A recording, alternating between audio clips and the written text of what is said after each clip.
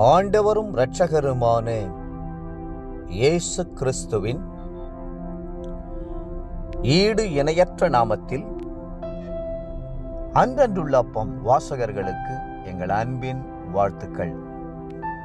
2025 ஆண்டு ஜூலை மாதம் 8ஆம் தேதி செவ்வாய்க்கிழமைக்குரிய தின தியானம். இன்றைய தலைப்பு வழிகாட்டும் ஆண்டவர். 31ஆம் சங்கீதம் 3ஆம் வசனம் சொல்லுகிறது, உமது நாமத்து நிமித்தம் எனக்கு வழிகாட்டி என்னை நடத்தி அருளும். மனிதன் தனக்குத்தானே வழிகாட்டி கொள்ள முடியாது. குழந்தை பருவத்திலே வழிகாட்ட ஆசிரிய பெருமக்கள் இருக்கிறார்கள். வாழ்க்கையில் வழிகாட்ட பல நண்பர்களும் மகான்களும் அறிவாளிகளும் தேச தலைவர்களும் இருக்கிறார்கள். ஆனால் ஆத்துமாவுக்கு வழிகாட்ட யாருண்டு? அநேகருடைய மரண நேரத்தில் உயிர் பிரியும் போது அவர்களுடைய ஆவி நினைக்கிறதையும் அதை எங்கே சொல்வதென்று தெரியாமல் தடுமாறுகிறதையும் கண்டிருக்கிறேன். அந்த நேரம் மனிதன் தனக்கு வழிகாட்ட யாருமில்லையே என்று ஏங்குகிறான்.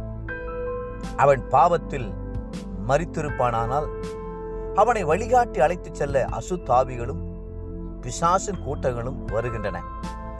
அவைகள் பாதாளத்திற்குள்ளும் கார் இருளுக்குள்ளும் அக்கினி கடலுக்குள்ளும் வழிநடத்தி செல்லுகின்றன. ஆனால் தேவனுடைய பிள்ளைகள் மரிக்கும் போது அங்கே தேவ தூதர்கள் வருகிறார்கள். அவர்களுடைய ஜீவனை மிகுந்த மகிழ்ச்சியோடு பரலோக ராஜ்யத்துக்குள் அழைத்துச் செல்கிறார்கள். அந்த நேரம் எவ்வளவு சந்தோஷமான ஒரு நேரம்!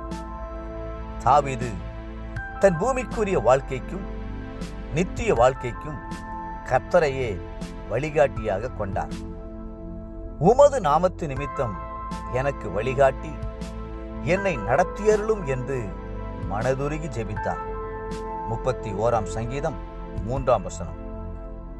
ஆடுகளுக்கு மேய்ப்பன் வழிகாட்டுவது போல, குருடரை பார்வை உள்ளவர்கள் வழி நடத்துவது போல, பேதமைகளை அறிவுள்ளவர்கள் வழி நடத்துவது போல, பலவீனரை பலமுள்ளவன் வழி நடத்துவது போல, பெரியவரும் வல்லமை உள்ளவரும் என்றென்றைக்கும் ஜீவிக்கிறவருமான கர்த்தரே நம்மை வழிநடத்த வேண்டும் என்று நாம் விரும்புவதில் ஆச்சரியம் ஒன்றுமில்லையே.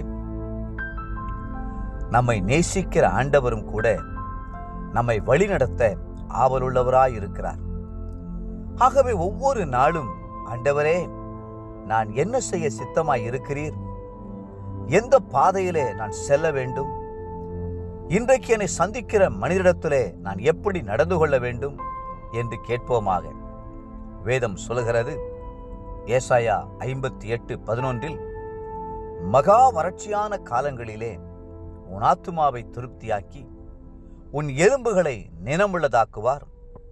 நீ நீர்ப்பாய்ச்சலான தோட்டத்தைப் போலவும் வற்றாத நீரூற்றைப் போலவும் இருப்பாய். இன்றைக்கு அநேக ஜனங்கள் தங்கள் சுய சித்தத்தின்படியே நடக்க பிரியப்படுகிறார்கள். வேதம் சொல்லுகிறது என்ன?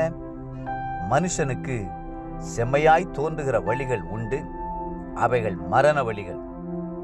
தேவப்பிள்ளைகளே, நீங்கள் உங்கள் சுய சித்தத்தை சேராமல் உங்கள் பாதையை கர்த்தருடைய கரத்தில் ஒப்பு கொடுத்தால் அவர் மேலான தமது சித்தத்தின்படி உங்களை வழி நடத்துவார்.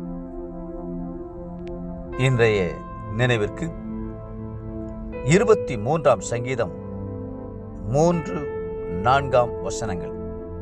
தம்முடைய நாமத்து நிமித்தம் என்னை நீதியின் பாதைகளில் நடத்துகிறார். நான் மரண இருளின் பள்ளத்தாக்கிலே நடந்தாலும் பொல்லாப்புக்கு பயப்படேன். தேவரீர் என்னோட கூட இருக்கிறீர். இன்றைய வேத வாசிப்பு காலை யோபு 36 மற்றும் 37ஆம் அதிகாரங்கள். மாலை அப்போஸ்தலருடைய நடபடிகள் 15ஆம் அதிகாரம் 22 41ஆம் வசனம் முடிய.